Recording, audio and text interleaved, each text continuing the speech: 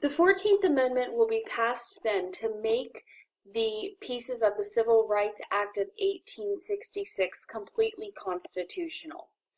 And the 14th Amendment is also going to become the key issue in the congressional elections of 1866. So please follow along with your handout here for the text, or the abbreviated text of the 14th Amendment. So the first thing it does is it makes black citizens of the United States, because what it does is define citizenship as someone who was born and naturalized in the United States.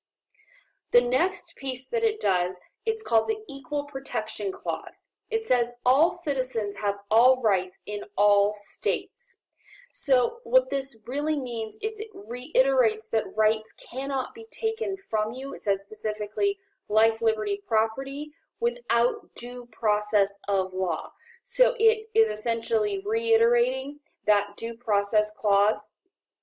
And we're also going to be seeing the next piece, which is really to change the Southern electorate. So it says if any proportion or percentage of citizens is not allowed to vote, the state loses that percentage of its representatives in the House of Representatives. So in other words, it gives the South a choice. It says either give blacks the right to vote or lose seats in the House of Representatives.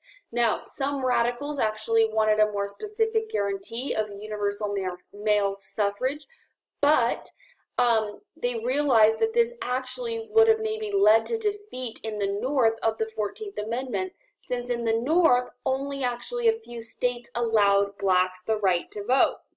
So then you'll see the next piece here, anyone who participated in or supported the rebellion, fought for or helped the South in the Civil War, cannot vote or hold office until pardoned by 2/3 of each House of Congress. All right, so what this is essentially doing is taking the power back from Andrew Johnson and taking power back from the president, and it says that only Congress can forgive those who had been Confederates. So this is a reversal of Johnson's plan to essentially pardon all Confederates. And then you're going to see the next piece, the final piece, that says Confederate or Southern war debts will never be paid, but the Union debt will be paid in full.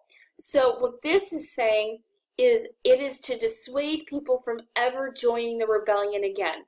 Essentially, tax dollars will go to pay Union bills, but the Union will not help pay Confederate bills. So if you were stupid and you invested all of your life saving in the Confederacy, sorry, you're out of luck. You're never going to see that money again. So what Andrew Johnson is going to do is he is actually going to go out and campaign. And he is going to go out and actually campaign against the 14th Amendment. So in the summer and the fall of 1866, he's going to go for something, he called it the Swing Around the Circle campaign. It was basically a circuitous route on a speaking tour, and he drew massive, massive crowds and took every opportunity to get out there and trash the 14th Amendment. When people came to see the president, they expected to actually see him, but he was plagued with a real lack of formal education. He was always accused of being an alcoholic. He probably was. He did have his supporters, but he did have his opponents too. But he went out basically and he tried to rally the crowds, and his supporters saw him, or excuse me, the people coming to the rally saw him, and they said, "We don't like this."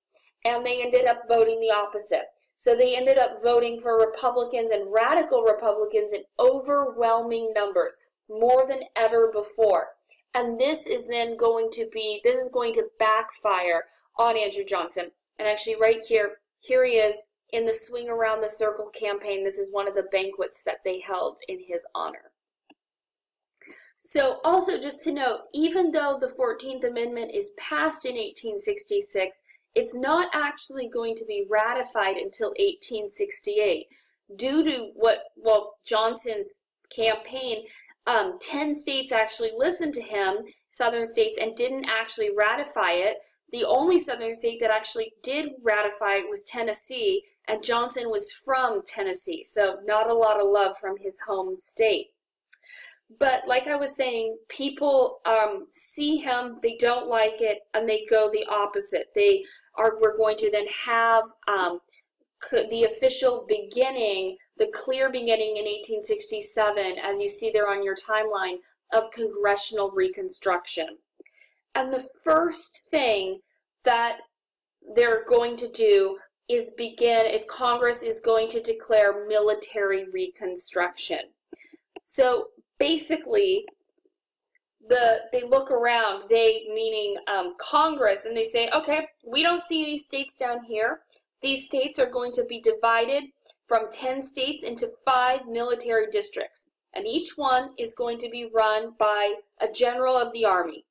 Then there's going to be basically sort of martial law, and that will be continued until each state rewrites their constitution and ratifies the 13th Amendment. And specifically, the states' constitutions had to say that no one who had taken part in the rebellion could hold office, and they had to specifically say that African American males could have the right to vote. So what the result is a dramatic shift in Southern social order. Almost all white males in the South are going to be disenfranchised.